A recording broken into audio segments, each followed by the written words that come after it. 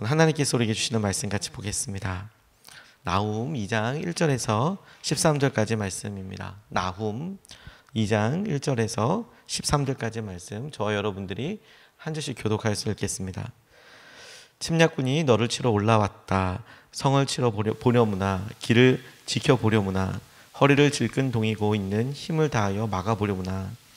약탈자들이 야곱과 이스라엘을 약탈하고 포도나무를 없애버렸지만 주님께서 야곱의 영광을 회복시키시며 이스라엘의 영광을 회복시키실 것이다. 적군들은 붉은 방패를 들고 자주색 군복을 입었다. 병거가 대열을 지어 올 때에 그 철갑이 불꽃처럼 번쩍이고 노송나무 창이 물결친다. 병거들이 질풍처럼 거리를 휘젓고 광풍이 이런저런 그 모양이 횃불 같고 빠르기가 번개 같다. 정예 부대를 앞세웠으나 거꾸러지면서도 돌격한다. 벼락같이 성벽에 들이닥쳐 성벽 부수는 장치를 설치한다. 마침내 강의 수문이 터지고 왕궁이 휩쓸려 떠내려간다. 왕후가 벌거벗은 몸으로 끌려가고 시녀들이 비둘기처럼 구슬피 울면서 가슴을 치는 것은 정해진이다. 니느웨는 생길 때부터 물이 가득 찬 연못처럼 주민이 가득하였으나 이제 모두 허겁지겁 달아나니 멈추어라 멈추어라 하고 소리를 치나 뒤돌아보는 사람이 없다. 은을 털어라 금을 털어라 얼마든지 쌓여있다. 온갖 진귀한 보물이 많기도 하구나. 털리고 털려서 빈 털다리가 되었다. 떨리는 가슴, 후들거리는 무릎, 끊어진 것 같은 아픈 허리에 질린 얼굴들. 그 사자들의 굴이 어디에 있느냐? 사자들이 그 새끼들을 먹이던 곳이 어디에 있느냐? 수사자와 암사자와 새끼 사자가 겁없이 드나들던 그곳이 어디에 있느냐? 수사자가 새끼에게 먹이를 넉넉히 먹이려고 숱하게 죽이더니 암컷에게도 많이 먹이려고 먹이를 많이 죽이더니 사냥하여 온 곳으로 바위 굴을 가득 채우고 잡아온 먹이로 사자굴을 가죽 채우더니 내가 너를 치겠다. 나 만군의 주의 말이다. 내 백성 병거를 불살라서 연기와 함께 사라지게 하겠다. 너의 새끼 사자들은 칼을 맞고 죽을 것이다. 이 세상에 내 먹이를 남겨놓지 않겠다. 내가 보낸 전령의 전갈이 다시는 들리지 않을 것이다. 아멘. 하나님 말씀입니다. 2021년에 제3차 40일 특별 새벽 기도회를 우리가 함께 하면서 포로기 이전에 선지자들을 이렇게 하나씩 우리가 살펴보고 있습니다. 이스라엘의 마지막 때, 남유다의 마지막 때 있었던 공통적인 현상에 대하여서 선지자들이 계속해서 부각시키고 있습니다. 그들의 죄, 그들이 어떻게 살았고 그 살았던 모습을 하나님은 어떻게 생각하셨는지, 죄에 대해서 아주 단호하게 행동하셨을 뿐만 아니라 그들을 어떻게 심판하고 계시는지에 대해서 소선지서의 선지자들이 계속해서 이야기하고 있고, 우리가 묵상하고 있는 나훔은 그 중에서도 아시리아, 아수르, 거기에 수도였던 니느웨의 심판에 대해서 말씀하고 계십니다. 니느웨는 아수르의 도시였고 수도였고 아수르의 보물창고 같은 곳이었습니다. 전쟁을 싸워서 이기게 되면 그 나라에 전리품들이 있고 그 나라에 보물들이 있을 텐데 그 보물의 대부분이 아수르의 수도였던 니느웨로 가지고 와서 그곳에서 다 저장이 되어 있었던 것이죠. 그곳에 왕이 있었으니까. 그러니까 니느웨가 함락이 되었을 때 그곳에 엄청난 부가 또 그곳을 침략했던 사람들에 의해서 다 다른 나라로 전쟁에서 승리한 사람들에게로 다 넘어가지 않겠습니까? 그 부분을 오늘 쭉 묘사해서 쓴 글입니다. 당시에 세계에 큰 영향을 미치고 있었던 아시리아, 아수르, 그리고 그 아시리아의 수도였던 니느웨, 이것을 멸망으로 이끌어 가시는 분이 하나님이시라 이렇게 지금 이야기하고 있는데, 죄에 대한 하나님의 단호함뿐만이 아니라 우리가 오늘 이 본문 말씀에 그럼에도 불구하고 주님께서 회복에 대해서 말씀하시고 은혜의 하나님이자 공의의 하나님이라고 말씀하시는 것에 우리가 계속 주목하면서 주님이 오늘 우리에게 주시는 말씀을 같이 붙잡고 싶습니다.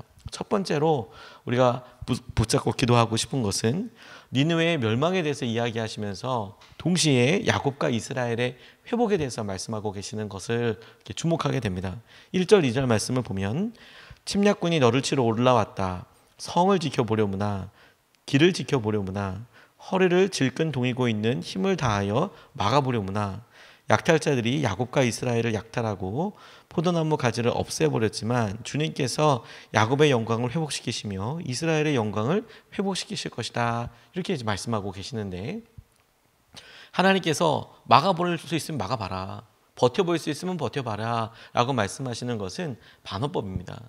네가 힘이 있다고 자랑을 하고 다른 나라들을 약탈했던 강대국이었다고 스스로 교만하였는데 막아보려면 막아봐라, 지켜보려면 지켜봐라, 이렇게 반어법으로 말씀하시면서 이미 결정된 하나님의 심판을 무엇으로도 누가 와도 지체시키거나 혹은 그것을 견딜 수 없을 것이다, 막을 수 없을 것이다, 하나님께서 그렇게 말씀하고 계시는 것이죠.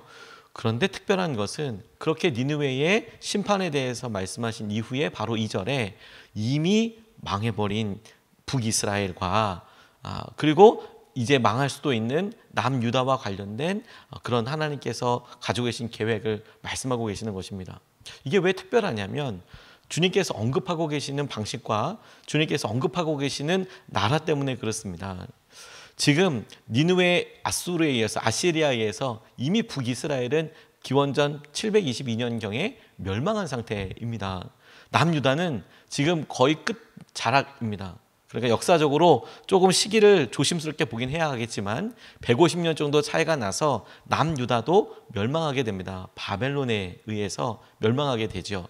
아수르가 북이스라엘을 멸망시켰는데 지금 요나가 한참 사역했던 그 이후로 150년 경이 흘러서 나훔이 예언을 한 것이라고 말씀을 드렸죠. 요나는 여로보암 2세 때 활동하던 그런 사람입니다. 여로보암 2세가 지나고 북이스라엘이 최대 아주 융성기였다가 전성기였다가 그리고 쭉 밑으로 떨어지게 되면서 국세가 쭉 떨어지게 됩니다. 그리고 이제 멸망하게 되는데 그때의 우상숭배, 그때에 하나님께서 경고하셨던 것들을 우리가 여러 차례 보기도 했습니다.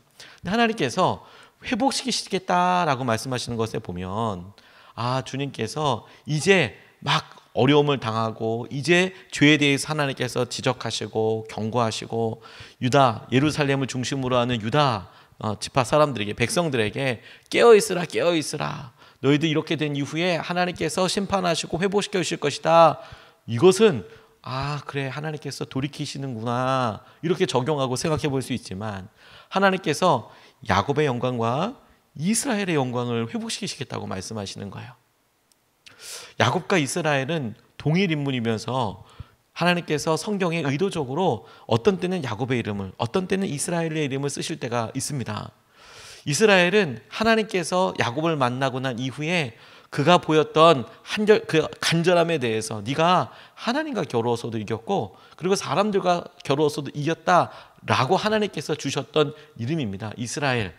그리고 야곱은 하나님께서 그를 만나기 전에 그가 부모로부터 물려받았던 그냥 태생 그대로의 연약함, 속이는 자라고 이야기했던 그 이름 그대로입니다. 그래서 성경은 어떨 때는 야곱이라고 이야기하고 그의 인간적인 모습, 연약한 모습이 드러날 때는 그냥 야곱이라고 그러고, 그리고 하나님을 만나고 하나님께서 함께 하시는 선택된 백성, 사람이라는 것을 주목하게 하실 때는 이스라엘이라고 이렇게 딱 써서 말씀하시는데, 그런데 북이스라엘, 남유다로 나눠지면서 하나님께서 하나는 사람은 이스라엘의 영광, 하나는 야곱의 영광이라고 할 때 그 하나는 하나님께서 이미 150년 전쯤에 멸망된 북이스라엘을 지칭하는 것이구나라는 것을 미루어 알 수 있는 것이죠.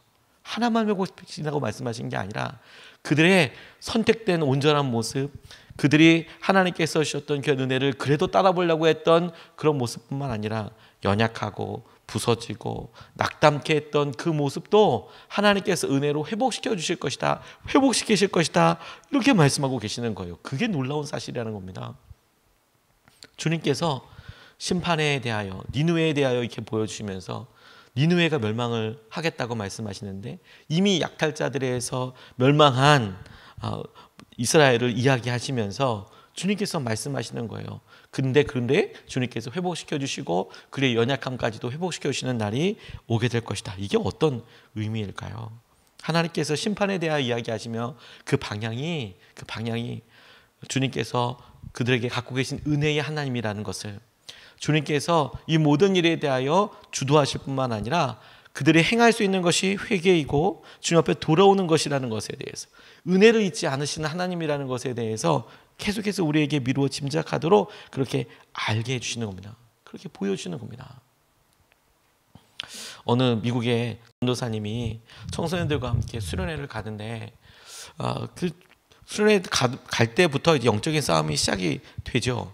특별히 청소년들은 뭐 한국이나 미국이나 아이들이 참 중요한 시기이고 질풍노도의 시기를 가니까, 그러니까 참 영적으로 그렇게 성경학교나 캠프가 아이들한테 꼭 필요하기도 합니다. 근데 데려가는 건 또 되게 쉽지가 않아요. 갈 거면서도 그렇게 안 간다고 튕기기도 하고, 또 가서도 목적이 조금 다른 경우도 있죠. 아이들이 캠프 간다 그러면 부모들과 선생님들은 우리 아이가 이번 캠프 때 성령님의 놀라운 만지심을 경험하면 좋겠다, 집회에 참석해서 은혜를 많이 받았으면 좋겠다, 이제 부모들과 선생님들은 그런 마음이지 않습니까? 근데 애들은 또 놀러 가야지, 내가 우리 또래 아이들과 잘 맞는 애들이랑 밤에 가서 뭐 하면서 놀아야지, 또 이런 마음이 또 이렇게 깔려 있기도 하죠. 그게 아주 묘하게 이렇게 되면서 또 캠프에 다 가기도 하고, 그래서 엉결결에 큰 은혜를 경험하기도 하고 그렇게 되지 않습니까? 그런데 그 교회에서도 이렇게 가는데, 이 영적인 전쟁이 언제부터 시작됐냐면 가는 도중에 승합차에 봉고차에 펑크가 난 겁니다. 타이어가 펑크가 빵 나버린 거예요. 그러니까 마음이 진짜 어렵죠. 애들은 자기들끼리 타고 있으니까 상관이 없는데, 문제는 그 차를 운전하고 있던 전도사님이었어요. 전도사님이 바깥에 비가 막 퍼붓고 있는데 이제 막상 펑크가 나서 차가 움직이지 못하니까, 그러니까 얼른 뭐 서비스를 부르긴 쉽지가 않으니 자기가 스페어 타이어 가지고 이걸 바꿔야 되는데, 이게 참 차도 클 뿐만 아니라 그냥 날씨가 좋을 때도 그게 땀이 막 비 오듯이 하는 그런 거거든요. 근데 비가 오고 그러니까 애들이 도와주지도 않고 전사님 혼자 가가지고 작기 들고 작기로 이렇게 잡아가지고 스페어 타이어 갈고 그러는데, 이게 뭐 연장이 제대로 돼 있지도 않고 힘으로 이걸 다 하려고 하니까요, 비가 맞아가지고 옷도 다 젖었지, 막 땀 나지, 막 김이 막 나기 시작하는데 엄청 마음이 힘든 거예요. 그러다가 이 타이어를 갈다가 한계에 도달해서 이성을 잃고 말았습니다. 비가 오는데 바깥에서 막 고래고래 소리를 들으면서 타이어를 발로 차고 심지어 욕도 했대요. 이시면서 막 너무 힘들다고 막 그렇게 해버렸다는 거예요. 진짜 이성을 잃어버린 거죠.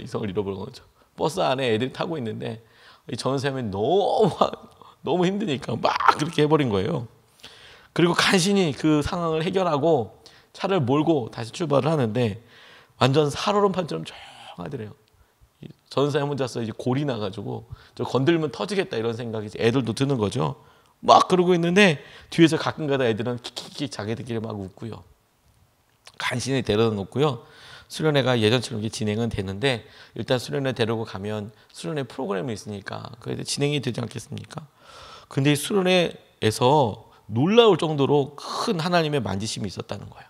그리고 수련회에 참석했던 아이 중에서 그 교회에 정말 골칫거리처럼 간절한 기도 제목이 되었던 학생 한 명이 있었답니다. 집도 너무 힘들었기 때문에 아이가 그런 어떻게 자기가 할 수 없는 상황에서 삐뚤어 나가는 것처럼 그렇게 막 마음에 막 갈등을 이끌 있었던 그 아이 한 명이 하나님을 놀랍게 경험한 거예요. 자기의 삶이 변했다라고 이야기를 하는 거예요. 끝나서 교회 와서 간증을 하는데, 그 수련회가 잘 마치고 간증을 하는데, 그러니까 사람들이 물어봤겠죠. 그리고 전도사님도 물어봤다는 거예요. 설교가 좋았냐고. 아니라고. 그러면 찬송가 그 통성기도 때문이었냐, 끝나고 다 같이 기도할 때 그럴 때 하나님께서 만져주셨냐고. 그러니까 아니더라고 또 이야기하는 거예요. 그럼 언제 하나님께서 너를 만져주시고 네가 그렇게 은혜를 경험하게 됐니? 그랬더니 이 아이가 삐뚤어 나가는 것처럼 막 사고의 중심이 되어가고 있더니 아이가 하는 말이 뭐였냐면, 수련회 갈 때 전도사님이 타이어 교체하면서 욕을 퍼붓기 때문에 자기가 너무 큰 은혜를 받았다는 거예요. 그게 왜? 그걸 보면서 저런 사람도 크리스천이 될 수 있다면 나도 한번 돼볼 만하겠구나 이런 생각이 들었대요. 저런 사람이 전도사님이면 나도 돼볼 수 있겠다는 생각이 들었고, 그러니까 말씀이 자기에게 굉장히 실제적으로 다가왔다는 거예요. 그래서 전사님은 어떤 마음이었는지 모르겠어요. 진짜 어려웠을 수도 있을 것 같습니다. 하나님께서 북이스라엘에 대해서 끊임없이 말씀하셨습니다. 돌아오라, 회개하라, 우상을 버려라, 그렇게 말씀하셨습니다. 북이스라엘이 그런 예언을 받을 때에는 그들이 최고로 전성기라고 할 수 있을 만큼의 그런 때였습니다. 그러니까 뭐 물질도 넘쳐나고 그들의 삶이 풍요하다 보니까 우상 숭배도 뭐 넘쳐나고 있었던 것이죠. 근데 그러다 결국 멸망시키셨어요. 하나님께서 그들에게 매를 드셨습니다. 그리고 남유다도 지금 그 앞에 있는 거예요. 586년경에 남유다도 결국에는 멸망하게 되는데 끊임없이 선지자들을 보내서 또 이야기하는 거예요. 돌아와라, 회개하라 라고 말씀하시면서. 그런데 하나님께서 그렇게 말씀하실 때에 주위에 있는 여러 나라들에 대해서도 너희들이 하나님께서 선택하신 나라, 하나님께서 함께 하시는 이스라엘에 대하여 했던 약탈 행위와 그들의 침략 행위에 대해서 하나님께서 기억하실 뿐만 아니라 너희들도 똑같이 너희들이 믿고 있는 신과 너희들이 의지하고 있는 것을 하나님께서 다 심판하시겠다고 말씀하실 때에 주님께서 은연듯 하나님의 경고와 은혜를 잊어버린 사람들, 그래서 멸망하게 된 사람들의 회복을 이야기하시면서 그래도 하나님이 은혜의 하나님인 것을 보여주고 계시는 거예요. 실마리 하나님께서 당신의 계획 가운데 회복시키시는 분이시고 심지어 그들의 온전한 모습뿐만 아니라 이스라엘과 같은 모습뿐만 아니라 야곱과도 같은 모습을 주님이 때가 되면 주님의 회복이 있을 때가 되면 다 그 영광을 회복시켜 주시겠다. 저는 아멘이었습니다. 주님. 우리가 연약하고 부족하고 잊혀진 듯 싶지만 주님의 은혜 가운데 기억되고 있고 주님께서 우리를 붙잡아 주실 때 회복시켜 주실 것에 대하여 우리가 믿으며 주님의 은혜를 붙잡아야겠구나. 주님의 은혜를 우리가 의지하여야겠구나. 그렇게 주님 앞에 기도해야겠다고 싶습니다. 두 번째로 주목하고 싶은 것은 주님이 심판에 대해서 말씀하시면서 주님이 직접 하시겠다라고 말씀하시는 부분이에요. 13절 말씀을 보면 내가 너를 치겠다라고 주님이 직접 말씀하시는 거예요. 내가 너를 치겠다.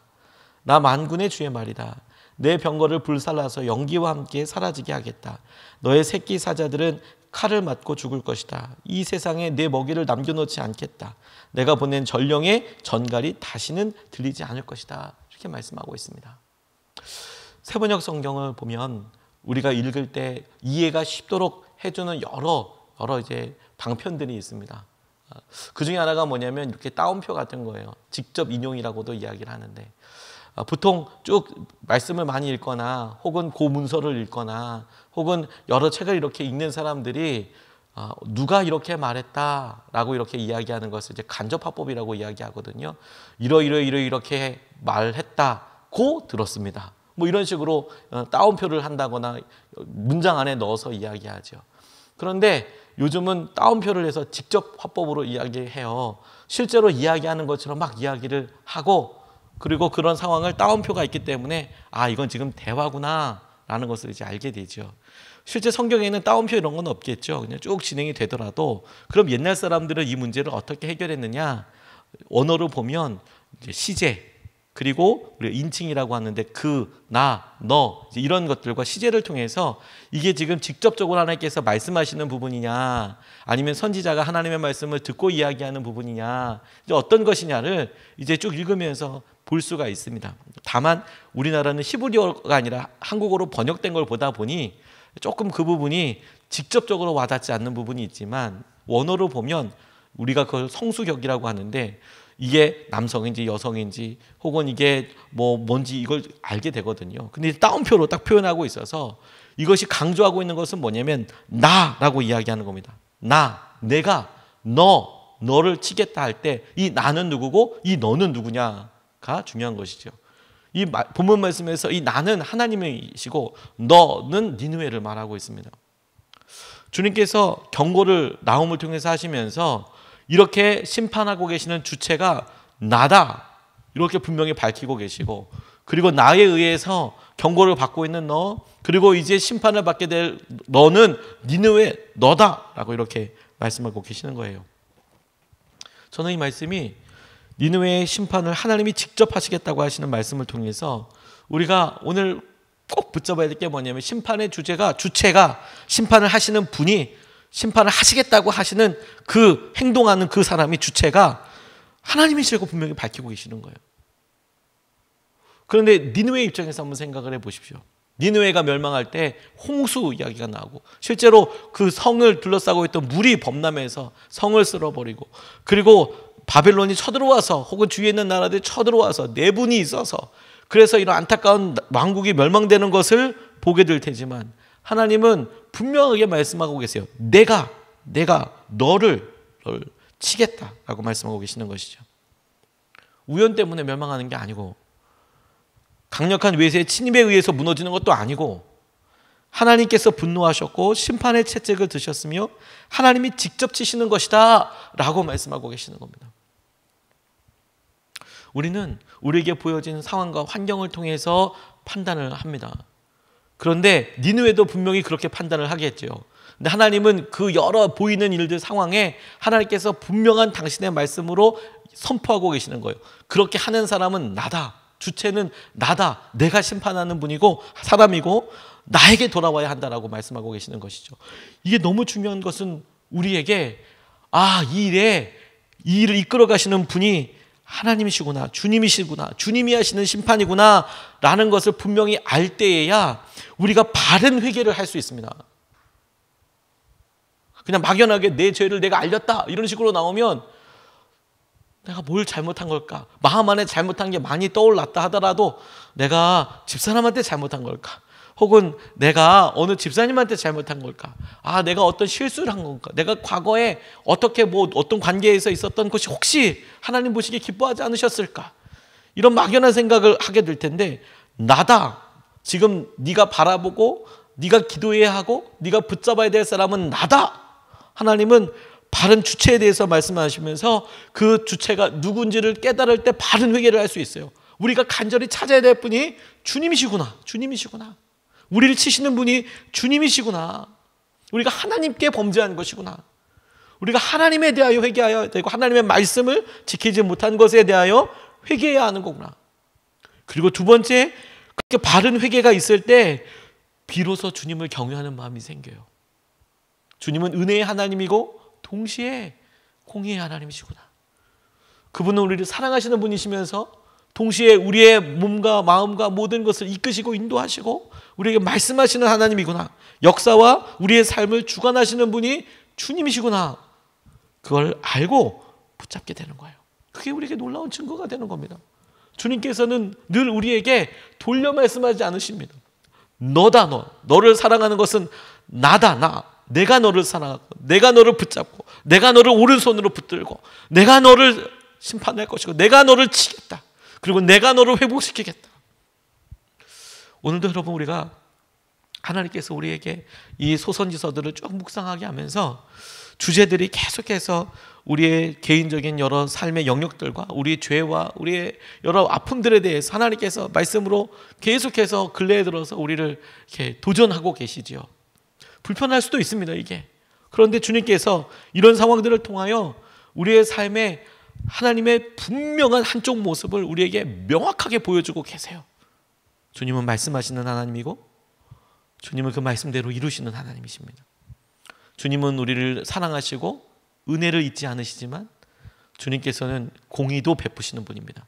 그 공의의 모습은 우리에게 심판과 경고의 모습으로 다가올 수 있습니다. 두려운 하나님처럼 우리에게 보여지기도 합니다. 그런데 더 놀라운 것은 뭐냐면 그럼에도 불구하고 주님은 야곱과 이스라엘의 영광을 회복시켜 주시는 하나님입니다. 오늘 우리가 두 가지 말씀을 같이 나눴습니다. 주님께서 우리에게 니느웨의 멸망에 대해서 이야기하시면서 야곱과 이스라엘의 회복에 대해서 말씀하고 계세요. 이스라엘뿐만이 아니라 야곱의 회복, 연약한 모습, 이미 멸망해버린 그 모습도 회복시켜 주시겠다라고 말씀하고 계세요. 아멘입니다. 주님께서 은혜를 잊지 않으시는 분이시기 때문에 그렇습니다. 또한 주님이 심판하시는 주님이시라고 우리에게 말씀하고 계십니다. 우리를 치는 분은, 니느웨를 멸망시키실 분은 하나님이시다. 하나님이 그렇게 하시겠다. 그러니 우리가 회개해야 될 분도 하나님이고 의지해야 될 분도 하나님이고 오늘도 주님께 붙잡혀서 쓰임받아야 될 바로 그분도 하나님이신 것을 우리가 온전히 의지하면 좋겠습니다. 우리가 이것을 붙잡고 두 번 나눠서 같이 기도하겠습니다. 첫 번째로 기도하고 싶은 것은 주님, 연약한 우리를 긍휼히 여기시고 회복시켜달라고 기도하겠습니다. 우리가 좋은 모습이 있습니다. 이스라엘처럼 그런 모습도 있습니다. 우리가 야곱 같은 모습도 있습니다. 변하지 않은 모습, 연약해서 잊혀질 것 같은 모습도 있습니다. 근데 주님께서는 그 모습 둘 다를 지켜보셨고 남유다만 구원하시고 회복시키시는 것이 아니라 북이스라엘도 그렇게 하신다고 하던 거죠. 남유다 똑같다. 유다를 회복시키려면 북이스라엘도 굳이 회복시키지 않을 이유가 없다라고 말씀하시는 것처럼 저는 그렇게 느껴졌습니다. 주님, 우리의 연약함을 긍휼히 여겨주십시오. 우리를 회복시켜 주십시오. 오늘도 주님께서 우리 가운데 하신 은혜와 마음으로 우리를 붙잡아 주십시오. 우리가 첫 번째로 먼저 같이 함께 기도하겠습니다.